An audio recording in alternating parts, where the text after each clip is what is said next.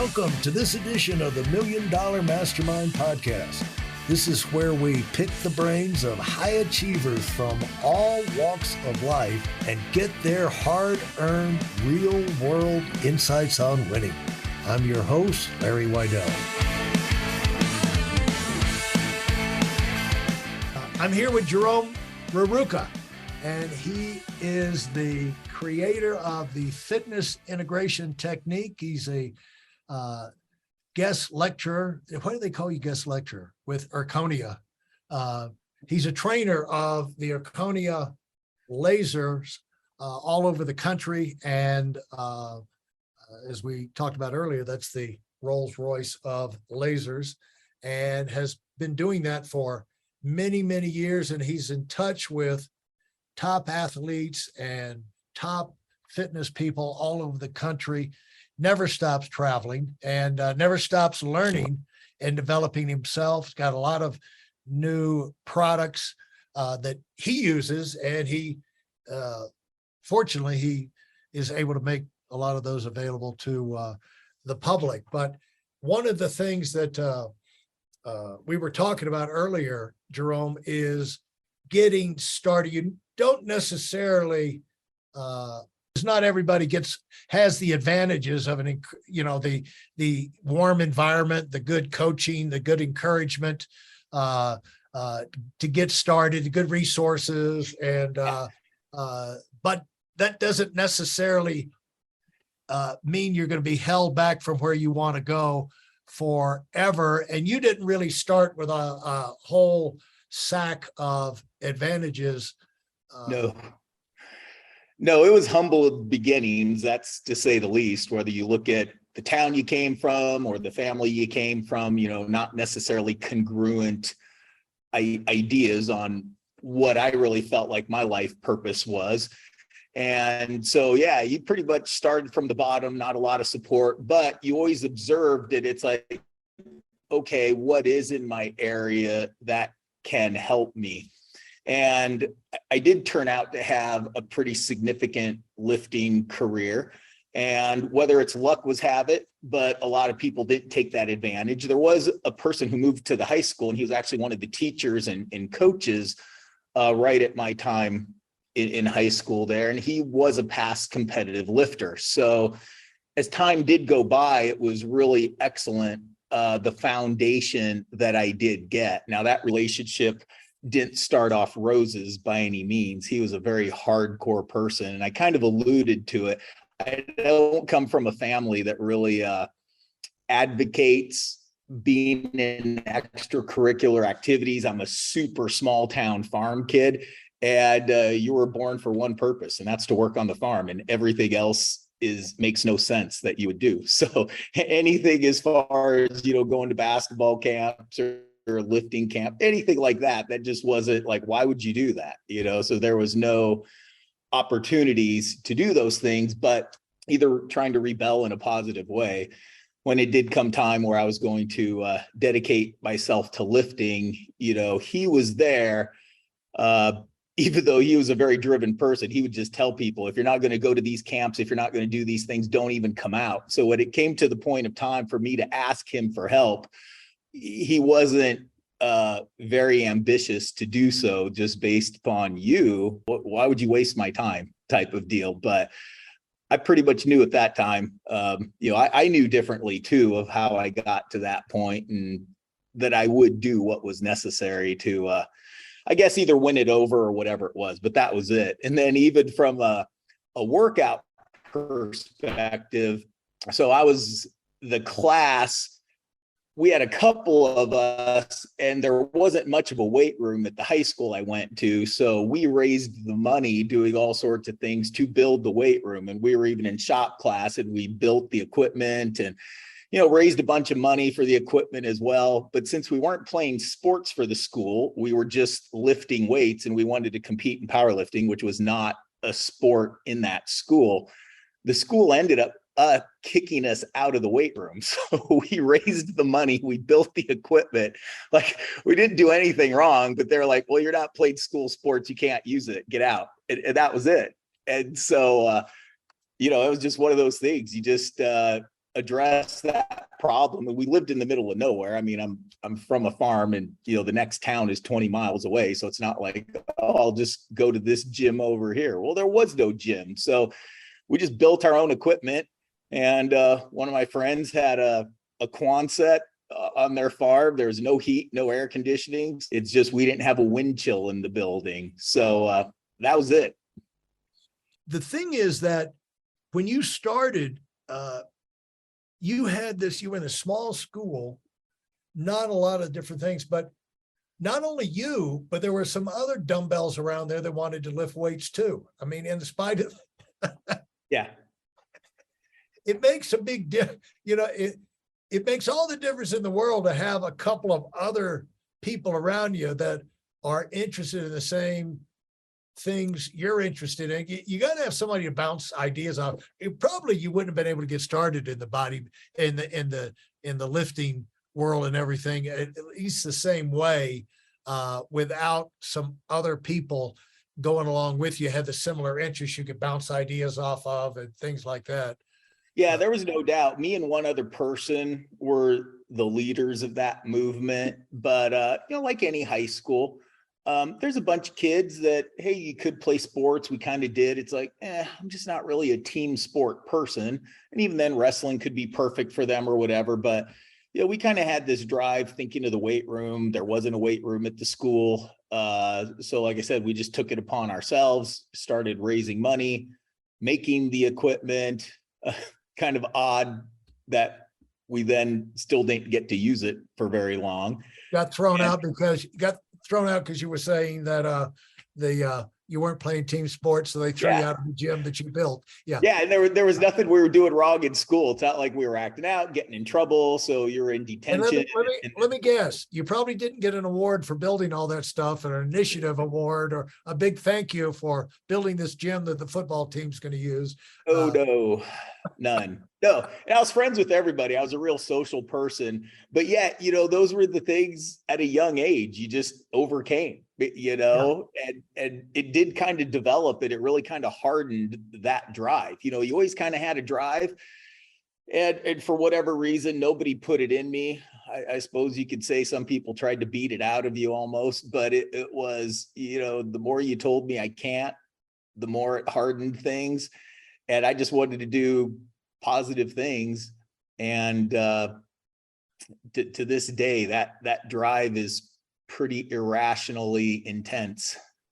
Yeah. And let's think about that, is like early resistance hardens your desire or washes you out to go do something else. Don't you think? It really makes you question, like, is this worth it? Yeah. There's a lot of people quit along the ways. And sometimes if things are so hard, I do say, it's like, God will throw a wall in front of you. And sometimes it's to test your character because you're supposed to fight through it. And other times he threw a wall in front of you because you're just supposed to walk around it, Yeah.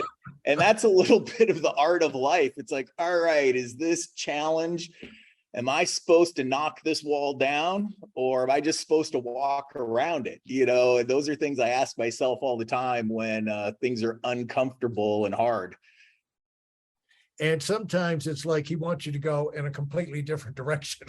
Yeah, that's that aspect. Hey, there's a wall there. I don't know what else I could do. I put a wall there for you to go a different direction. Right. So keep the intent up. Not all these things are happening just to torment you. A lot of these things, a lot of it, successful people allow themselves to be steered in terms of things happen, and the way they interpret it allows them to be steered to make, improvements, adjustments, look for extra help, or to retreat, regroup, and then come attack again. They never quit, but sometimes they do retreat, regroup, rethink, get some, resupply, and then come back again. Absolutely. That's what the Ukrainians need to be having in the back of their mind, is celebrating the Russians running away. When they run away, the suckers can run, but come back, Yeah. And so if they ever get themselves some planes, I think the Russians will be right back in it. But unfortunately, in fact, that's really the key to the war. We're going to talk war strategy here. Knock these suckers out before they rebuild their Air Force, Yeah. Yeah. and retrain their pilots. Because once that happens, they get the factories up and everything, you are screwed. Right. Because, unless the NATO decides they're going to defend the skies there. But for those of you who are sick and tired of fooling around and are dead serious about wanting to move up fast, I've got something especially for you. I've combined the best insights from over 40 years in business and making $70 million in income and compressed them into a free webinar. That's right, it's a free resource. If you want to find out exactly what the concepts are that I use in coaching $1 million earners, register now at WeidelOnWinning.com. You'll discover the 5-part framework used by so many to reach their financial, personal, and professional goals. You can find that link in this episode's show notes. Anyway, enough. Yeah, you got to look for opportunities, windows of opportunity. You got to look for them. And, hesitation does not help you when there's a window of opportunity. Yeah. And those, no window stays open all the time. Now, how far did you make with this, with the lifting and the gym? You had the passion, you had other things that you did.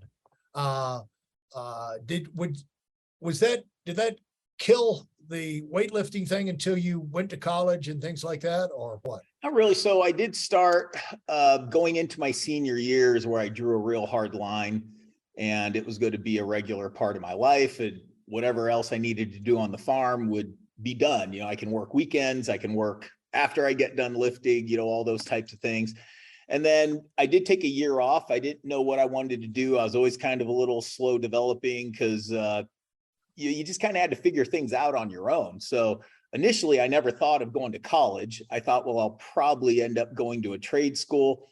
I always wanted to do strength and conditioning, fascinated me, but I didn't want to do the extra schooling to be a full-time strength coach. So I'm like, I'll see. But just because I had questions, I'm like, I'm going to get my resources. I'm going to just work. I'm going to try to save some money for whatever I decide to do hereafter. So there again, I was still lifting, just saving money, working menial, hard labor jobs.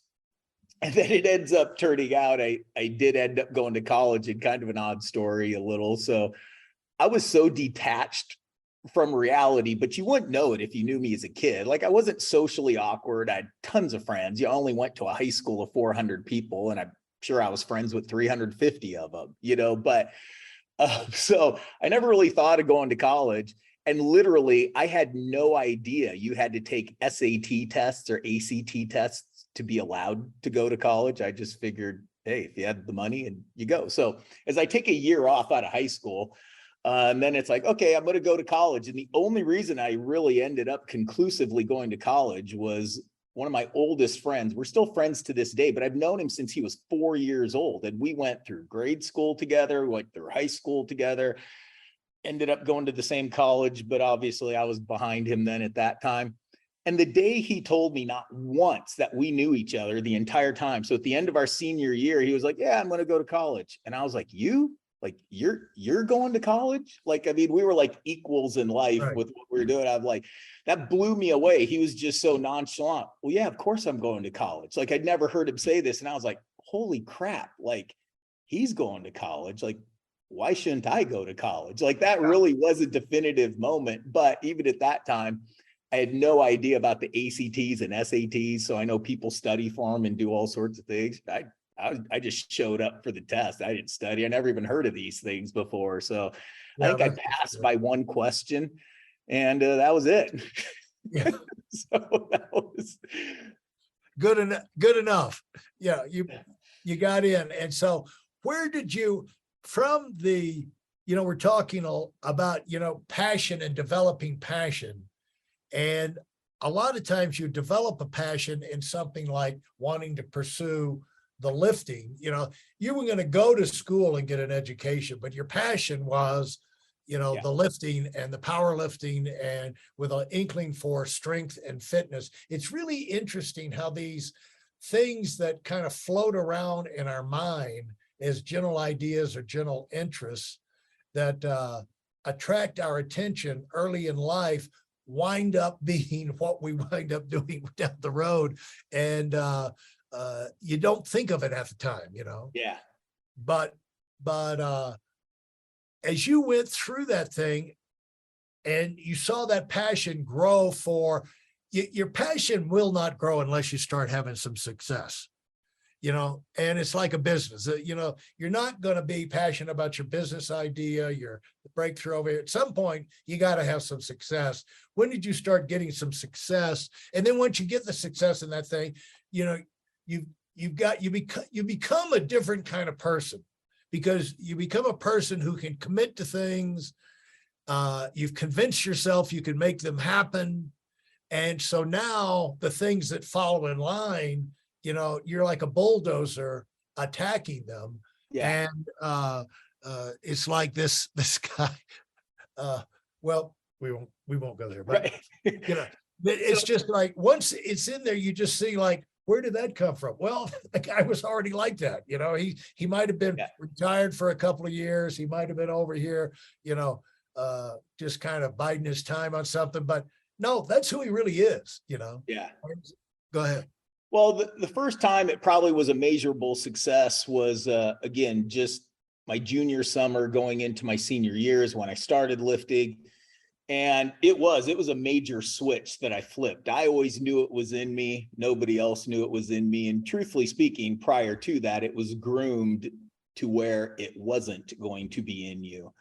But nonetheless, there was just that. Now, what is that? What does that mean? Well, this isn't going to be a, oh, woe is me type of person, but there was, you know, it just wasn't like on my parents' radar. You know, they're not bad people, but in that aspect, like, they thought lifting weights is the most selfish, egotistical, worthless thing you could do, and you're a horrible person for doing it.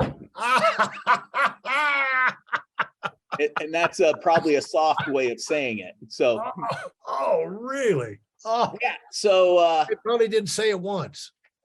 Oh, thousands, you know. Yeah, you were just told thousands of times. And it didn't start and stop with them either. Just, you know, I mean, it came from every direction. What are you doing? You know, like, how Yeah, what a dumb selfish waste of time. Yeah. You know? What did you accomplish? You lifted it up and you put it down. What are you doing? Well, and when you are epically weak when you start, like, you are epically weak, like, there's no sign or chance like there's any ability there at all, you know? So, you know, it's kind of like, yeah, okay, I get it, but whatever. I mean, there was a little bit of an innate thing that was planted in there.